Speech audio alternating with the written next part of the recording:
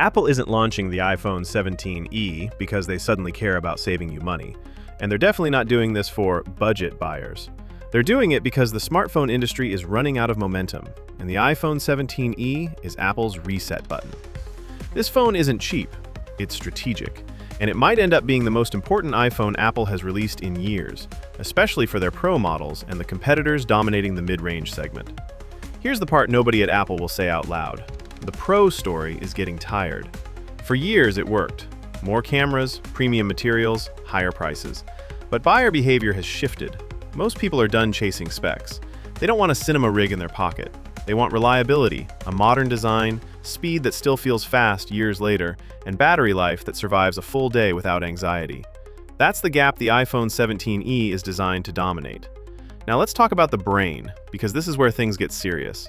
According to supply chain leaks, Apple is dropping the A19 chip straight into this phone.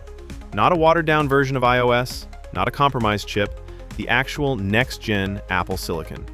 Even with a slightly trimmed GPU and 8 to 12 gigabytes of RAM, this thing is a performance monster. We're talking about a chip that will age better than most Android flagship phones launched in the same year. While mid-range phones start lagging after a couple of updates, the iPhone 17e will still feel smooth close to the end of the decade. That kind of longevity is Apple's real advantage. By the way, do you think a budget iPhone is better in terms of performance than Android flagships? Comments below. Now, the real power move isn't raw speed, it's efficiency. Apple already proved its in-house modem works with the iPhone 16e. The iPhone 17e is about optimizing it. Better efficiency, fewer drops, smarter power management, and more usable screen on time without increasing battery size. Even marginal gains here matter, because this is how Apple quietly wins.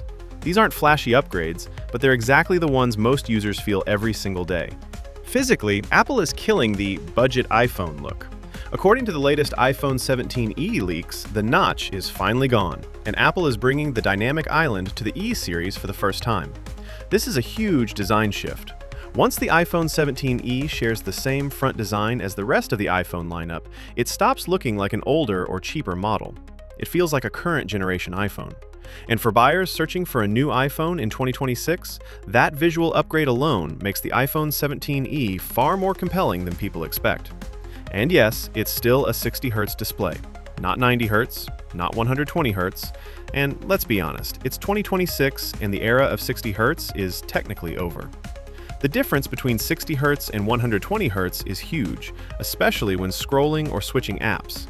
And once you notice that slight lag, it can get irritating fast. But Apple knows exactly what trade-off they're making here.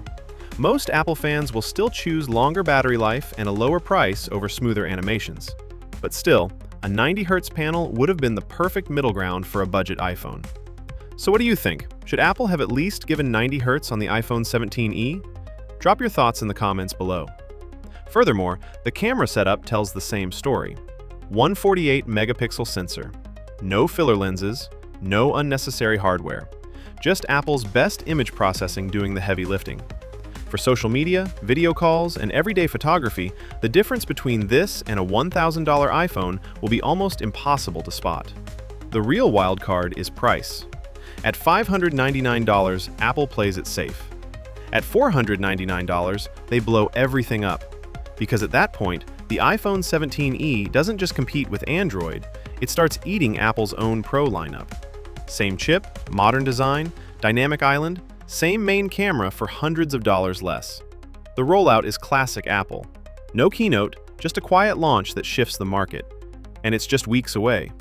So be honest, if you can get flagship performance and strong battery life for under $500, what is the Pro model really selling you? Drop your thoughts in the comments and follow for Apple leaks that actually matter. With that being said, I will see you guys in the next video.